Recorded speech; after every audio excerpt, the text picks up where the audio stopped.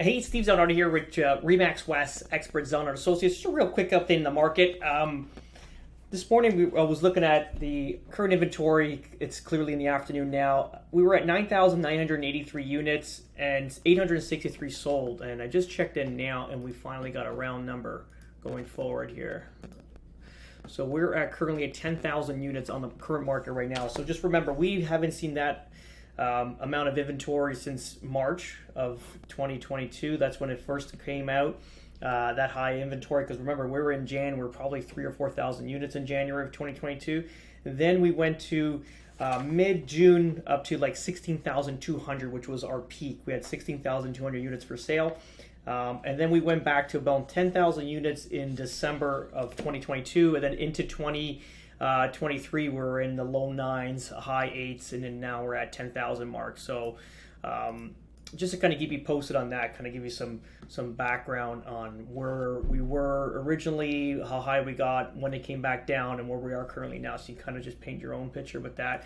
The Bank of Canada just released the inflation rate. So currently right now we are, oh, look how nice these rates were.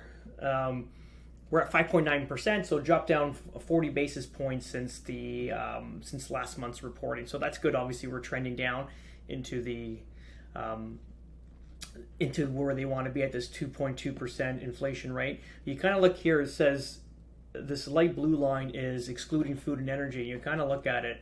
I don't know about you guys, but if you've talked to anybody that's been to the grocery store or anything, I don't think this kind of relates to the current number now. I think even talking to people in America that they're, high income families and they're having trouble with going to the grocery store and buying food. And I think these rates are not reported quite well, because they're saying that the rate for CPI excluding food and energy is 4.9%, and then with food and energy it's 5.9%. So it just changed 1% on inflation. I doubt it. I think these numbers are kind of skewed, but who am I to say it is? I just feel like it is. And if you kind of get into here, we're just reading the reports here. They're talking, this article reads, home sales in Canada post worst start since 2009. It's hard to say. 2009, I think I was reading it. They were talking about Montreal or Quebec, rather. That's always been, oh, here it is here. Earlier this month, Quebec Professional Association real estate broker said Montreal's January home sales fell to a level not seen since 2009. But we know Quebec is a different beast to Toronto. It's not uncomparable in anything. Obviously, we're the financial hub of Canada. There's a ton of more immigration coming to our neck of the woods, and it's a different environment. So I wouldn't consider, let's say, Quebec statistics over Ontario. Nor would I expect even like Vancouver, like BC, because that's a different market altogether too. That's propped up on something else other than, let's say, sheer investment with economic,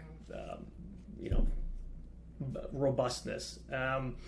We kind of get into this article here, and they're talking about how the market dropped. So the average price in Canada, if you kind of see, this is all across Canada, was $612,000, an 18.3% dip from $749 a year prior. If we kind of get into, let's say, the Toronto Real Estate Board, so the GTA in Toronto, what we're going to get here is the average sale price of 2022 was $1,242,000, and then this year it's $1,038,000. So I believe that drop was 16%, 16 to 18%. Year over year in value.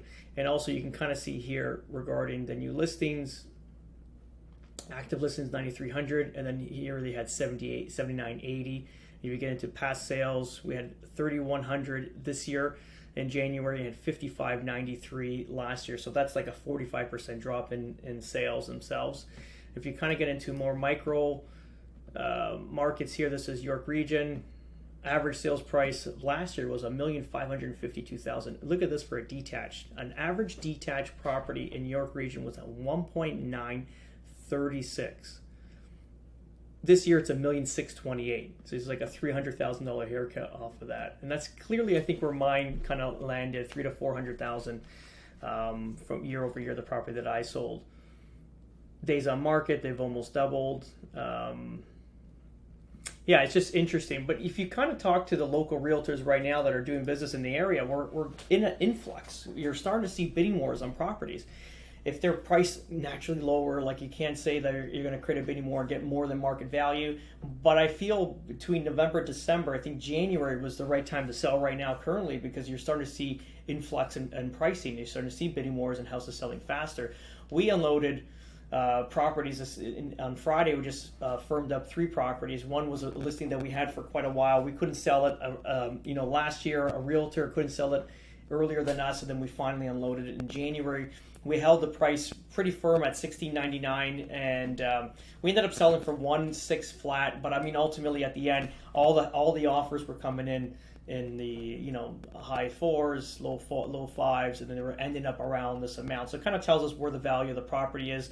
I sold 2 of my building lots that I had in Toronto. Those firmed up this weekend. At the end, these were worth, let's say, $400,000 each. I sold them for, let's say, $315. So let's do a calculation here. Let's see.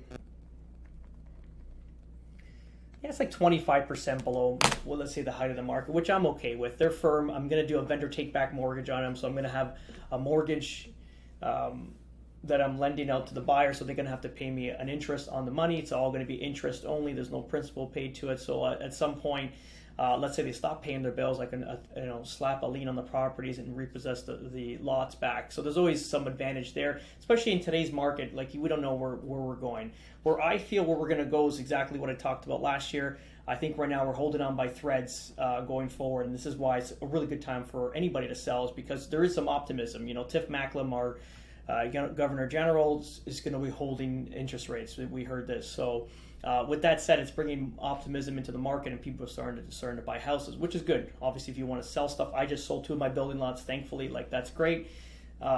Ultimately, I always look back to your data, like your foundation. If your creed, your religion, you always go back to those fundamentals. And my fundamentals regarding what's happening right now is that debt has not been corrected.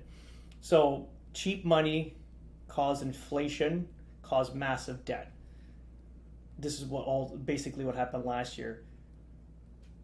What stemmed the recession now or slowdown is basically high interest rates and debt load.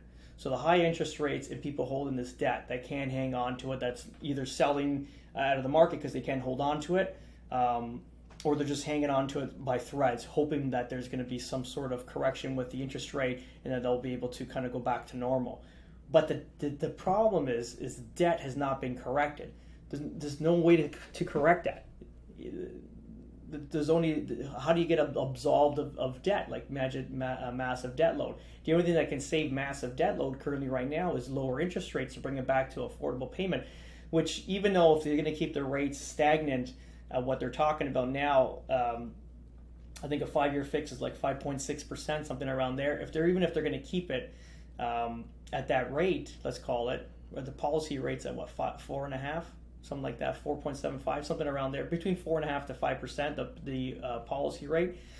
Even if they hold it there, it's still going to affect a lot of people that are holding a big bag of debt, paying very, very high interest on mortgage. And I was talking to Mike earlier today, and they checked in with a few people that work at banks, and there's some cases there where mortgage payments have doubled. They were paying $7,000, now they're paying almost $15,000 a month. I don't know, the debt must have been $2 million a mortgage. And the amortization went up to 200 years. So it'll take 200 years to pay off this debt at this current rate. So what they've done is they've not done anything to the principal. The principal just basically gets sucked up into the interest, and becomes an interest-only mortgage. So it's basically a dead end. And the only thing that can save that, either you sell it, you sell the property, cash out, hold the money, stick it in a GIC. At least they're making some sort of return. Or you just hang on to it as much as you can and hoping that the rates go down. But I mean, ultimately, we're gonna still go into that. I feel another 20% decrease in value this year. This was my prediction last year. I'm going to stick with it. These are my fundamentals. Why? It's because the debt has not been cleared and the rates are still high. Who's going to hang on? And this is why I'm going to stick to where I suggested this market's going to fail sometime. Let's see, maybe mid-year. We'll see. I'm surprised that it's kind of holding on the way it is. And also, the amount of activity out there. Like, we're getting consistent showings, offers on properties. Properties are selling in multiple offers. It's kind of gone back to that old trend. I don't know. I don't see why it should be there. I think people are just coming out of the woodworks with an attitude that the market's bottom. They're not going to go any lower. It's time to buy in. One of those things. But I think they're buying in prematurely. But we'll keep you posted on anything that we see out there, and we'll keep it going. Have a great day, guys. Ciao.